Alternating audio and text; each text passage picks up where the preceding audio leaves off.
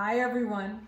Welcome to Lisa and Michael Save the World. I'm artist Lisa D'Amico. And I'm photographer Michael Kraft, and this is our premiere episode. Aren't you excited? Yes, I am.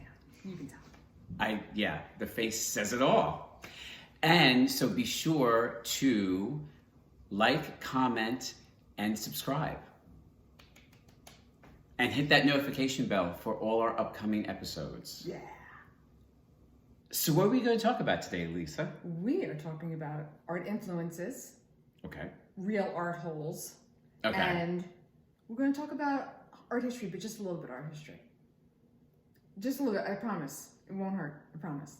All right. Well, I did do well in my one art history class in college, but that was because the professor was very good looking. But that's besides the point. It's going to be a long day. Okay, art influences. You go first. Okay, well, probably early on, my biggest influence would have been George HURRELL. Do you know who George HURRELL is? I have no idea. He was a classic Hollywood glamour photographer. He made everybody look good. I need him in my life. Jane Russell in The Outlaw, those photos. Okay. Rita Hayworth. Yes. Okay.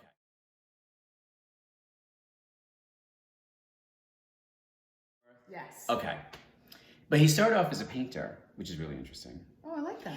And also he worked up until almost till the time he died. Wow. He did Natalie Cole's last, that album that she did with her father. Not with her father, but you know what I'm saying. Remember that one? Unforgettable. Unforgettable. Oh, I love yes, that. Yes, okay, yes. good. Okay. Great. All right. So the one thing that I want to show you And everybody else. Is how people seem to think that Photoshop is like this new thing, or that everything is like overdone now. Yeah. I don't feel that way in general, especially when it deals with wrinkles. I'm fine with that. I am too. Yeah. I'm absolutely fine with that. Cool. But years ago, they used to edit the photos by actually drawing on the negative. Whoa. Yeah, with like a pencil. Okay. That's how they actually edited photos. That's why you need an artist. That's why you needed to be an artist back then to do it. That right, makes exactly. sense. Okay. So you're going to show me? Yes, I am going to show you. So Joan Crawford had freckles. Lots of freckles. And he didn't want any of his actresses to wear any makeup. So they wore no makeup, took the photo, and there you go, before and after.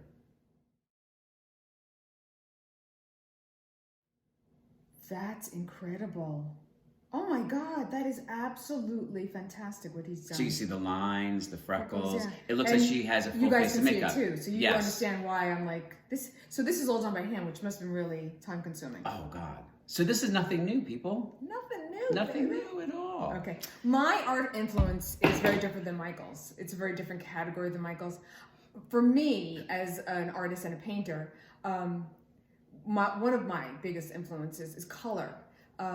Sometimes I will be inspired by a color I see. It could be something in nature like the sky, leaf, whatever.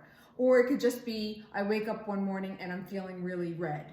So I will go into the studio and use that as my catalyst for either the painting or somehow it's incorporated into the painting. But definitely color is one of my biggest influences. And that's really it for me when it comes to influences color, today. Right there. Yeah, this is my painting, and as you can see, painting. yeah, it's my painting. There's a lot of color. Yeah, there's a lot of color, and in this painting, which you really can't tell unless you're really close to it, underneath it is a horse. I know it looks like a painting of a tree, but I created a horse underneath it using compound, and I let it dry, and then I was inspired by yellow, and I painted it, and I actually painted it, and I don't know how many people know this, but I painted this in honor of my brother-in-law. I hate those dogs. Hey everyone, we're back. And now we're going to talk about... What happened with the dogs? Oh gosh, you probably heard my dogs barking. They were barking at the Amazon delivery man. So I thought they attacked them. Well, we're not going to talk about that now. Okay. Don't want lawsuits. No. So what are we talking about? Art holes. Oh, art holes. Art holes. Michael, what's an art hole? Well, it's a polite way, it's a twist on another popular word that we actually use quite often. Right. It's really about the not so great people in art, past and present. Or people who have ruined art.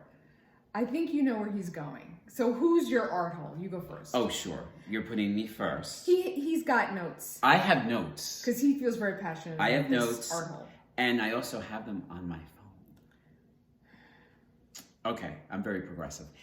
So this guy, Nick Flynn, was in the museum in Cambridge.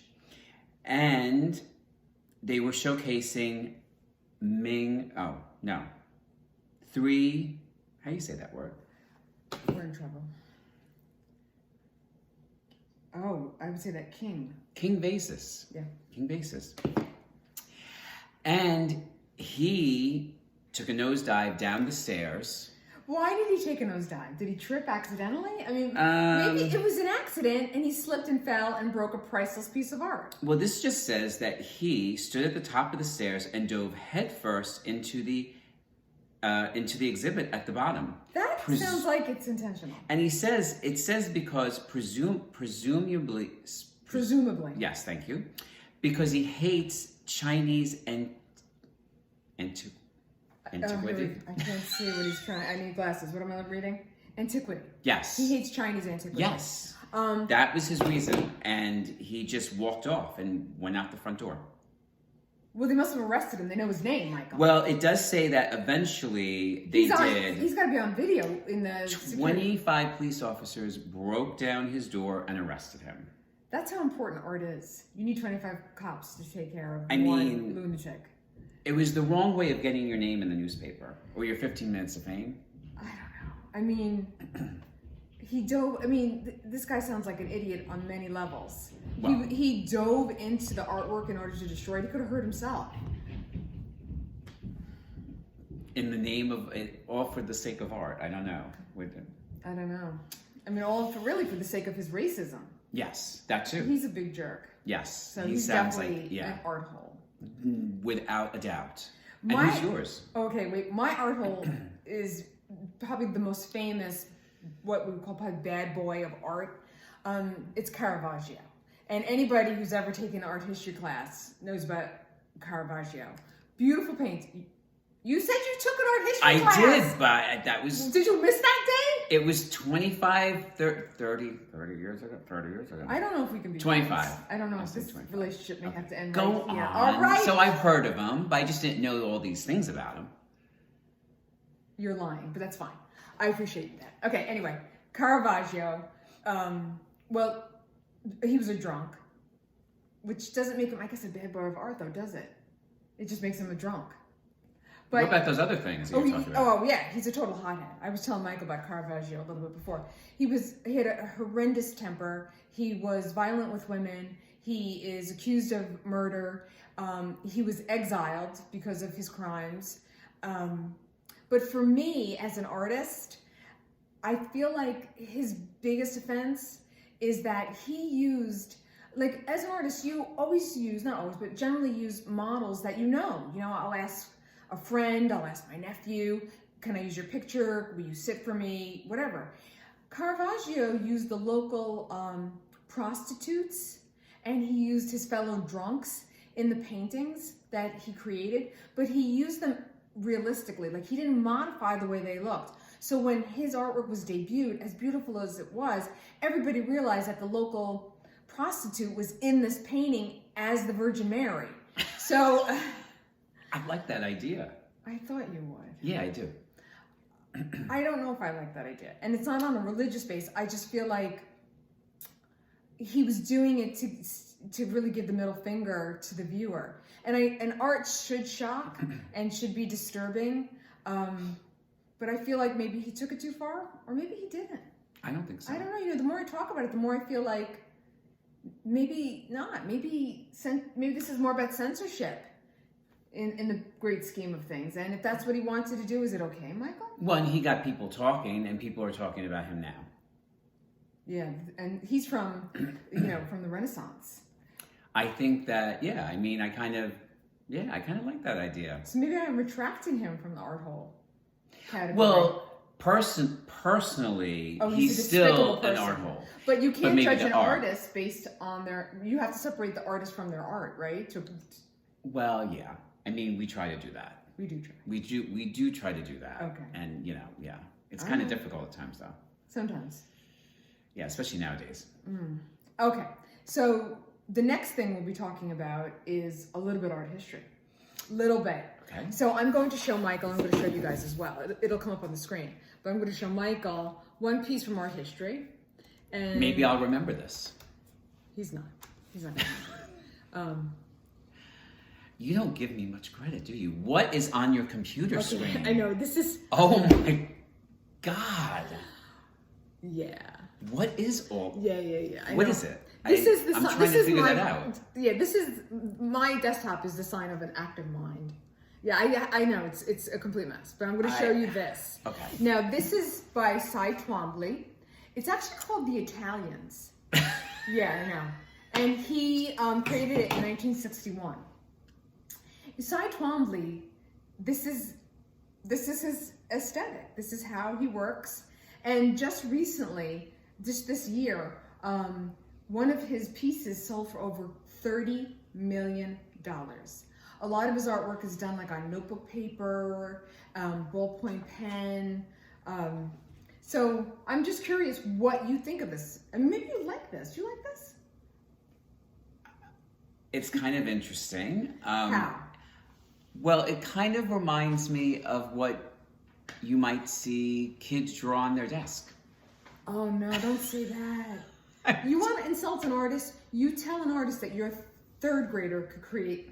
Well, no, Yeah, I'm not come saying on. that, but Because the truth is, you and I both know that people say horrible things like that and Yes. insult artists. But the truth is, if they could do it, they would have, and they didn't. Well, I wouldn't say it to his face. Well, Is he alive? No, he's dead. All right, so then you're I not can hurting say his it. feelings. Okay, so I'm not hurting his feelings. So yes, I mean, Do you in this think that case, a piece like this would be worth millions? I think pieces are only worth a name, unfortunately. Ooh. I'm sorry. I think in a lot of cases that's true. I I mean, think you're right. I think somehow fame yeah, gives it value, not really talent. Yeah. Sometimes. yeah. And you feel like that with TWOMBLY? I don't hate it, but You wouldn't buy it. not for 30 million. No, I don't think I would. No, I don't. Actually, for some reason, I thought that this is, but I like this idea, Yeah. what you're doing. Yeah. I was always thinking of art history being, BC and, Like cave paintings? cave paintings, or, on the ceiling, the Like- Michelangelo. Okay, Yeah, right, yeah, Michelangelo, yeah. right. Okay, So this is kind of interesting because this is from more of a modern. This is 1960s. It's more, it's more like Right. modern. Mm-hmm. Okay, great. It's like modern art. All right. Well, listen. Hey. Thank you guys so much for joining us. It's been awesome, and I hope you join us for our next episode. It's going to be fun. Lisa and Michael Save the World. And we will. We did in 10 minutes. Or 12. I don't know. Thank you.